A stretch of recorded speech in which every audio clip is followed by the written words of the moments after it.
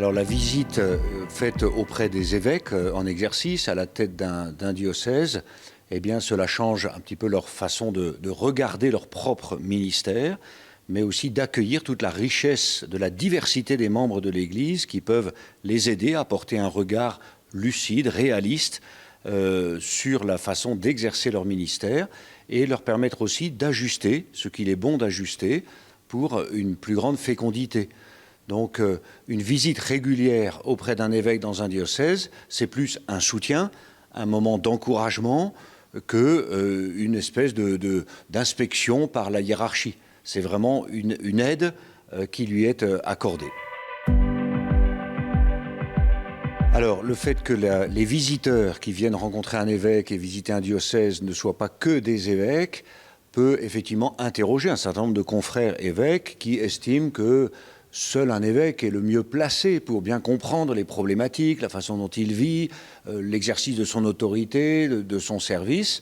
Maintenant, je crois que nous sommes à un moment aussi important dans la vie de l'Église où nous apprenons les uns des autres à nous recevoir, à recevoir aussi des remarques constructives. Nous sommes là pour nous entraider, pour construire ensemble l'Église et pas en restant chacun fixé ou crispé sur ses propres responsabilités. Donc c'est ça qui peut être amené à bouger, mais je sens que dans les conversations entre évêques, eh bien, les choses évoluent et il y a vraiment cette ouverture, cette disponibilité manifestée déjà par certains évêques et que d'autres certainement suivront.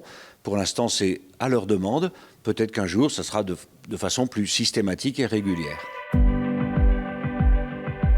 J'observe que le ministère épiscopal, s'il offre un grand nombre de joies spirituelle, pastorale, et on le voit dans certaines réalités de la vie de l'Église aujourd'hui, avec par exemple le nombre de catéchumènes adultes qui est en croissance très large partout, tous les évêques en témoignent, et avec beaucoup d'actions de grâce. Il n'empêche que le ministère de l'évêque est un fardeau, un poids, une responsabilité, une charge importante. Je sais aussi que des évêques ont été très meurtris, très blessés, et parfois proche du découragement lorsqu'il a fallu suivre et accompagner toute la crise des abus, des agressions dans l'Église.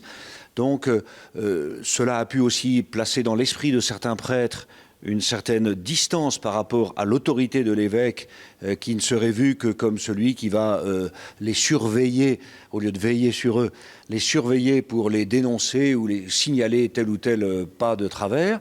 Donc dans ce contexte-là, je crois que les visites auprès des évêques peuvent être vraiment un lieu non seulement de soutien, comme on le disait, mais aussi de réconfort, d'encouragement et donc d'espérance.